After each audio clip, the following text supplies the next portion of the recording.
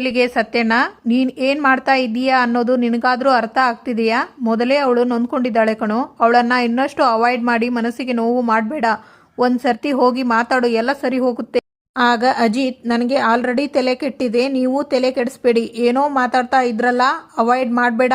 ಅವಳಿಗೆ ತುಂಬಾ ಹರ್ಟ್ ಆಗುತ್ತೆ, ಒಂಚೂರು ಅರ್ಥ ಮಾಡ್ಕೊ ಅಂತ ಹೇಳಿಬಿಟ್ಟು ನೋಡಿದ್ರಾ? ಕಣ್ಣಿಗೆ ಕಾಣಿಸ್ತಾ ಇದೆಯಾ ನಿಮಗೆ?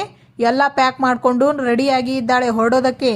ಇಲ್ಲಿ ಅವಳಿಂದ ನನಗೆ ನೋವು ಆಗ್ತಾ ಇರೋದು, ನನ್ನಿಂದ ಅವಳಿಗೆ ನೋವು ಆಗ್ತಾ ಇರೋದು ಅಲ್ಲ.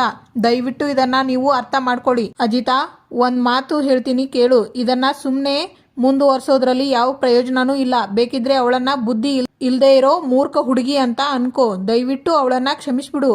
ಆಗಲ್ಲ. ಯಾಕೆ ಕೋಪ ಮಾಡ್ಕೊತಾ ಇದೀಯಾ ಕಣೋ? ಹೀಗೆ ಕೋಪ ಮಾಡ್ಕೊಳ್ಳೋದ್ರಿಂದ ಏನು ಪ್ರಯೋಜನ ಇದೆ ಹೇಳು? ಇಷ್ಟಕ್ಕೂ ನೀನು ಅವಳ ಮೇಲೆ ಕೋಪ ಮಾಡ್ಕೊಂಡಿರೋದು ಯಾತಕ್ಕೆ? ಅವಳಿಂದಾಗಿ ಸಂಗೀತಮ್ಮ ಕೋಮಾಗೆ ಹೋಗಿದ್ಲು ಅಂತ ತಾನೆ? ಈಗ ಹುಷಾರಾಗ್ತಾ ಇದ್ದಾರಲ್ಲ ನೋಡು. ಜೀವನದಲ್ಲಿ ಎಲ್ಲರಿಂದ ತಪ್ಪು ಹಾಗೇ ಆಗುತ್ತೆ, ಅದನ್ನ ತಿದ್ದಿ ನಡಿಬೇಕು ಅಷ್ಟೇ. ಅವಳು ನಡೀತಾಳೆ, ನೀನು ಅದನ್ನ ತಿಳ್ಕೊಬೇಕು. ಅಲ್ಲ, ನೀನು ದೊಡ್ಡ ಮನಸ್ಸು ಮಾಡಬೇಕು ಕಣೋ. ದಯವಿಟ್ಟು ನಾನು ನಿನ್ನ ಕೇಳ್ಕೊತಾ ಇದ್ದೀನಿ, ಒಂದ್ ಸರ್ತಿ ಮೀ ಜೊತೆ ಮಾತಾಡೋ. ನನಗೆ ಇಷ್ಟ ಇಲ್ಲ, ಅವಳ ಜೊತೆ ಮಾತಾಡೋದಕ್ಕೆ ನನಗೆ ಇಷ್ಟ ಇಲ್ಲ ಸತ್ಯಣ್ಣ. ಅವಳ ಮುಖ ನೋಡ್ತಿದ್ದ ಹಾಗೆ ಅವಳು ಮಾಡಿರೋ ಕೆಲಸನ ಎಲ್ಲ ನೆನಪಿಗೆ ಬಂದು ನನಗೆ ಆಟೋಮೆಟಿಕ್ ಆಗಿ ಕೋಪ ಬರ್ತಿದೆ. ಕೋಮಾಯಿಂದ ವಾಪಸ್ ಬಂದ್ರಲ್ಲ ಅಮ್ಮ, ಸರಿ ಹೋದ್ರಲ್ಲ, ಈಗ ಕ್ಷಮಿಸ್ಬಿಡು ಅಂತಿದ್ದೀರಾ ಅಲ್ವಾ? ಒಂದ್ಸಲಿ ಇನ್ನೂ ಕೋಮಾಯಿಂದ ಅಮ್ಮ ಬಂದಿಲ್ಲ ಅಂತ ಹೇಳಿದ್ರೆ ಹೆಂಗೆ ಇರ್ತಾ ಇತ್ತು ನನ್ನ ಪರಿಸ್ಥಿತಿ ಅಂತ ಯೋಚನೆ ಮಾಡಿದ್ದೀರಾ ನೀವು? ಸತ್ಯಣ್ಣ, ನನ್ನಿಂದ ಅಮ್ಮ ಈ ಪರಿಸ್ಥಿತಿಯಲ್ಲಿ ಇದ್ದಾರೆ ಅಂತ ನಾನು ಜೀವಂತ ಶವವಾಗಿ ಬಿಡ್ತಾ ಇದ್ದೆ. ನಾನು ಬದುಕಿರುವಷ್ಟು ದಿನಗಳು ನನ್ನ ತಾಯಿ ನನಗೆ ಜನ್ಮ ಕೊಟ್ಟು ತನ್ನ ಕೈ ತುತ್ತು ತಿನ್ನಿಸಿ ಇಷ್ಟೆಲ್ಲ ಪ್ರೀತಿ ಕೊಟ್ಟು ಪ್ರೋತ್ಸಾಹಿಸಿ ನಾನು ಇಷ್ಟು ಒಳ್ಳೆ ಪೊಲೀಸ್ ಆಫೀಸರ್ ಆಗೋದಕ್ಕೆ ಕಾರಣ ಆದ್ಲಲ್ಲ. ಅವಳಿಗೆ ನನ್ನ ಕಡೆಯಿಂದ ಆಗಿದ್ದು ಏನು? ಸತ್ಯಣ್ಣ ಕೋಮಾಗೆ ಹೋಗಿದ್ದು ಅಲ್ವಾ? ಇದಕ್ಕೆಲ್ಲ ಕಾರಣ ಯಾರು? ಹಾಸ್ಪಿಟಲಲ್ಲಿ ಅಪ್ಪ ಏನು ಹೇಳಿದ್ರು ಕೇಳಿಸ್ಕೊಂಡ್ರಿ ಅಲ್ವಾ? ಅಮ್ಮನ ಈ ಪರಿಸ್ಥಿತಿಯಲ್ಲಿ ನನಗೆ ನೋಡೋದಕ್ಕೆ ಆಗ್ತಿಲ್ಲ, ನನಗೆ ಏನಾದರೂ ಹೆಚ್ಚು ಕಮ್ಮಿ ಮಾಡ್ಕೊಂಡ್ಬಿಡ್ತೀನಿ ಅಂತ ಹೇಳಿದ್ರು.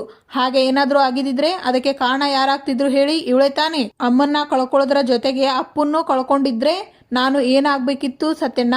ಈ ಮನೆ ಏನಾಗಬೇಕಿತ್ತು?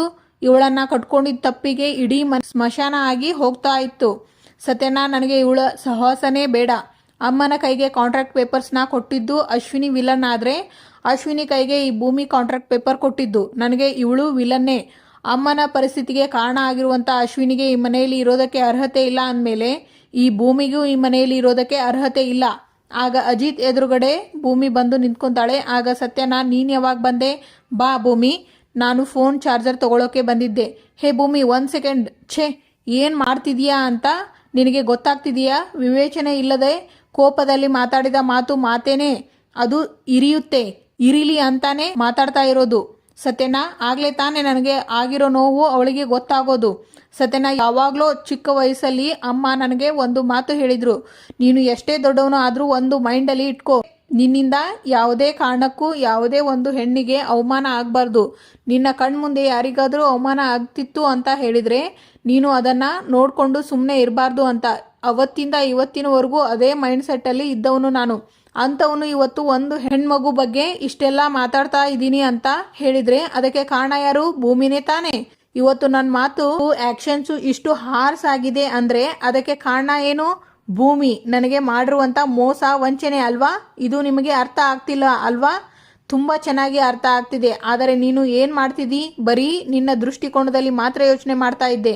ಆದರೆ ಅವಳಿಗೆ ಒಂದು ದೃಷ್ಟಿಕೋನ ಅಂತ ಇದೆಯಲ್ಲ, ಆ ದೃಷ್ಟಿಕೋನದಲ್ಲಿ ನೋಡು, ಅವಳನ್ನ ಕೇಳು, ಆಗ ನಿನಗೆ ಅರ್ಥ ಆಗುತ್ತೆ. ನೀನು ಕಾನೂನು ಸರಿಯಾಗಿ ಬಲ್ಲವನು ಇದ್ದಿ. ನ್ಯಾಯಾಧೀಶರು ಎರಡೂ ಕಡೆ ನ್ಯಾಯನ ಕೇಳಿತಾನೆ ಸರಿಯಾದ ತೀರ್ಮಾನ ಕೊಡೋಕೆ ಸಾಧ್ಯ ಆಗೋದು. ಅದನ್ನು ನೀನು ಯೋಚನೆ ಮಾಡು. ಯಾವ ಪಾಯಿಂಟ್ ಆಫ್ ವ್ಯೂ? ಸತ್ಯನ, ನನ್ನ ಕಣ್ಮುಂದೆನೇ ಅಶ್ವಿನಿ ಕೈಗೆ ಅಗ್ರಿಮೆಂಟ್ ಪೇಪರ್ಸ್ನ ಕೊಟ್ಲಲ್ಲ, ಅದು ನನ್ನ ಕಣ್ಣಾರೆ ನೋಡಿದ್ನಲ್ಲ. ಇಲ್ಲೂ ಬೇಕಾ ಪಾಯಿಂಟ್ ಆಫ್ ವ್ಯೂ? ಯಾವಾಗ ಒಂದು ವಿಚಾರದ ಬಗ್ಗೆ ನಿಮಗೆ ಗೊತ್ತಿರಲ್ವೋ ಅವಾಗ ಬೇಕು ಇನ್ನೊಬ್ಬರ ಪಾಯಿಂಟ್ ಆಫ್ ವ್ಯೂ. ನನ್ನ ಕಣ್ಮುಂದೆನೇ ಎಲ್ಲ ನಡೆದಿದೆ ಅಂದರೆ ಪಾಯಿಂಟ್ ಆಫ್ ವ್ಯೂ ಏನಕ್ಕೆ ಬೇಕು?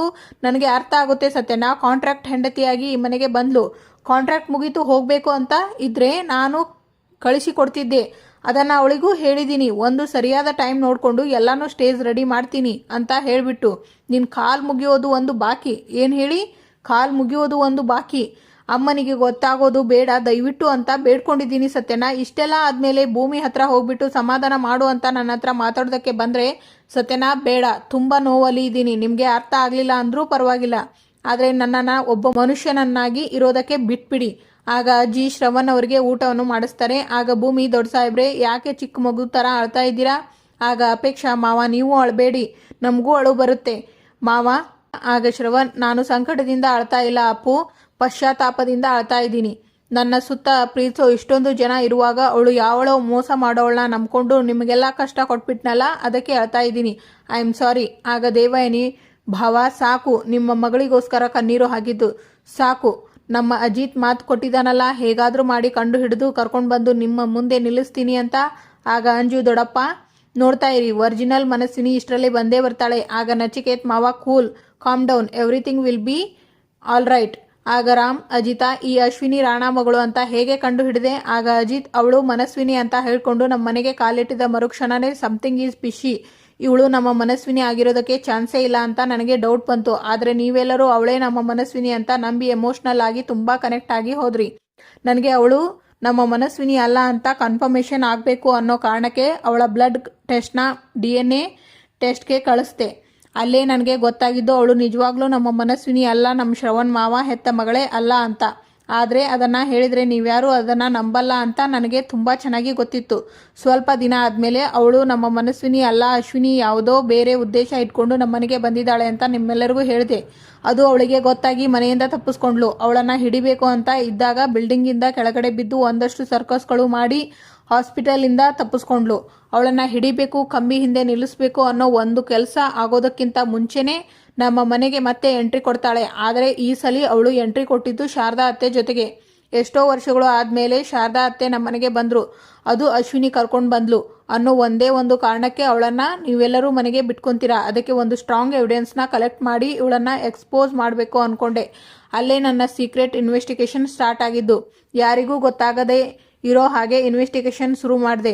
ಅಶ್ವಿನಿ ಕಂಪ್ಲೀಟ್ ಮೂಮೆಂಟ್ಸ್ಗಳನ್ನು ಟ್ರ್ಯಾಕ್ ಮಾಡೋಕೆ ಶುರು ಮಾಡಿದೆ.